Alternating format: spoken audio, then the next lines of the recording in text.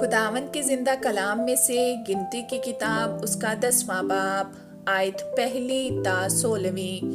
اور خداوند نے موسیٰ سے کہا کہ اپنے لیے چاندی کے 2 نرسنگے بنوا، وہ دونوں گھڑ کر بنائے جائیں۔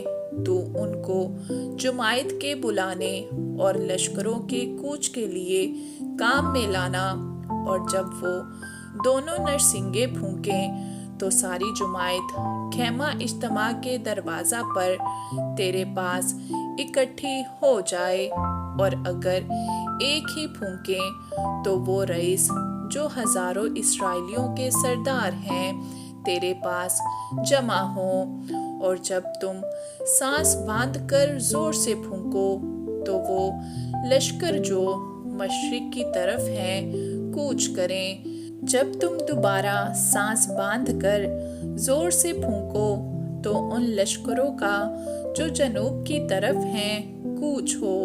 سو کوچ کے لیے سانس باندھ کر زور سے نرسنگا پھونکا کریں، لیکن جب جماعت کو جمع کرنا ہو تب بھی پھونکنا، پر سانس باندھ کر زور سے نہ پھونکنا۔ اور ہارون کے بیٹے جو کاہن ہیں وہ نرسنگے پھونکا کریں۔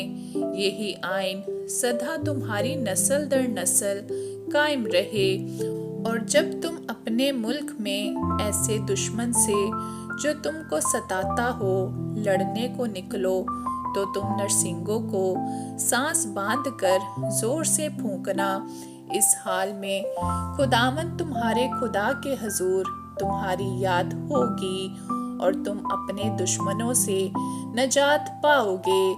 اور تم اپنی خوشی کے دن اور اپنی مقررہ عیدوں کے دن اور اپنے مہینوں کے شروع میں اپنی سوگتنی قربانیوں اور سلامتی کی قربانیوں کے وقت نرسنگے پھونکنا، تاکہ ان سے تمہارے خدا کے حضور تمہاری یادگیری ہو۔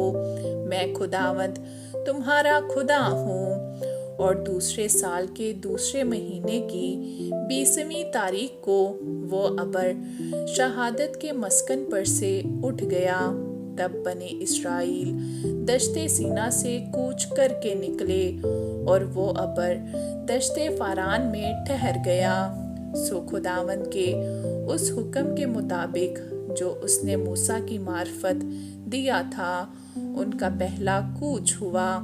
اور سب سے پہلے بنی یہودا کے لشکر کا جھنڈا روانہ ہوا، اور وہ اپنے دلوں کے مطابق چلے۔ ان کے لشکر کا سردار امینادب کا بیٹا نحسون تھا، اور اشکار کے قبیلہ کے لشکر کا سردار سگر کا بیٹا نتنییل تھا، اور زبلون کے قبیلہ کے لشکر کا سردار ہیلون کا بیٹا الیاب تھا۔ آمین۔